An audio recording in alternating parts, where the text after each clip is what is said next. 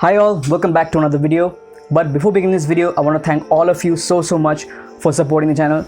We have finally reached 5,000 subscribers and that's a huge deal to me.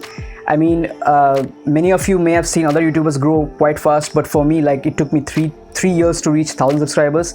But over the last year, we have gained so much subscribers and that's amazing. All that credit goes to you. Thank you so much for supporting. And yeah, a lot of you have messaged me and told me in the comments to make videos in Hindi, but to be honest guys, the type of videos that I make, which are quite boring and objective, I think I can articulate my message the best in the English language, even better than in my own mother tongue, which is Bengali. But anyways, overall the love and support has been hugely positive, and I really enjoyed all of your comments, and I also like replying to you and arguing with you in the comments. But anyways, at the moment I cannot get review units and all because I'm not in that stage, frankly, and also I don't stay at a place where there are shops to sponsor me, so it will take me quite a few years to get review units and review laptops that you keep asking in the comments. So I'm sorry for that. But anyways, all that aside, better late than never. I reached 5,000 subscribers and the only way is up. So thank you all once again, and without any further ado, let's start the video. So today we are going to take a look at the RedGear Pro wireless gamepad. Now, I've always been a mouse and keyboard guy ever since I first started using computers. Before that, I used to play platforming and shooter games on NES clones with controllers. I last reviewed a controller on my channel way back. It was a Gamesir Bluetooth controller and was pretty expensive at over 3,000 rupees. This RedGear controller, however, cost me 1,500 rupees, and that's pretty much the lowest I've seen it go. The RedGear Pro supports both X input and direct input and is an Xbox style controller. It doesn't have any Bluetooth connectivity and instead works on 2.4 GHz connection and has a rechargeable lithium-ion battery that promises up to 10 hours of gameplay. Now let's see what's inside the box.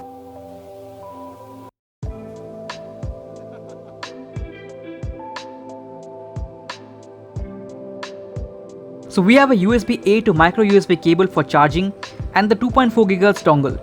There is a user manual.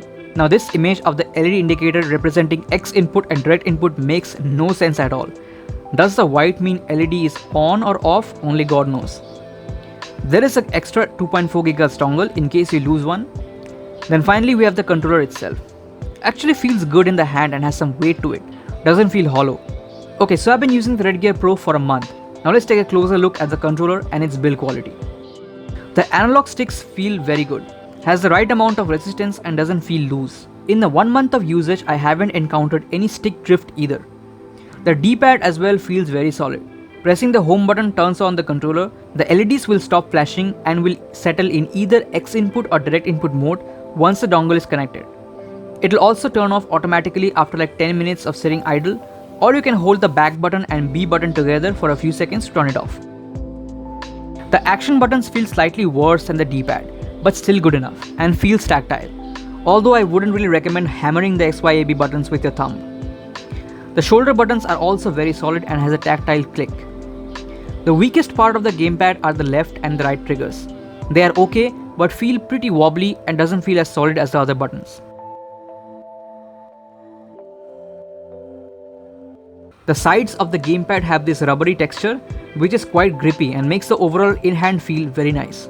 So overall, the build quality of the gamepad feels very satisfactory for the price I paid. It's not on par with the original Xbox One controller, which is over 4,000 rupees, but it feels just as good as the Gamesir controller I reviewed years back. Now the reason I purchased this controller is that I am into retro console emulation on my phone, and I have been playing some hack and slash games on my laptop recently, which is honestly best experience with the controller. So let me show you a little bit of PSP emulation on my aging daily driver, the Zenfone Max Pro M1. Now my Zenfone doesn't support any wired controller through the OTG for some reason, but it does support the RedGear Pro when I change the default input mode, as you can see here.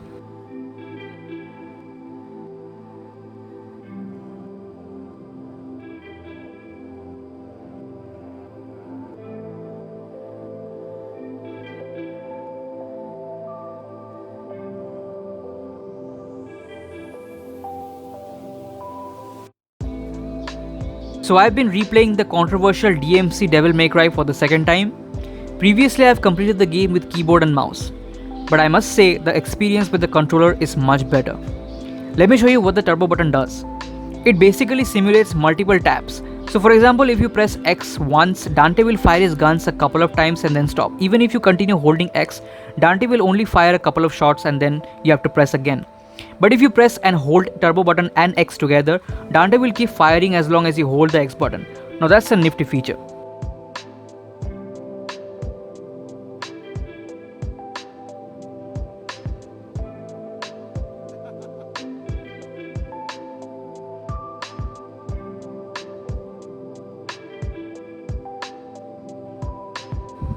I also enjoyed playing racing games for the first time on my controller.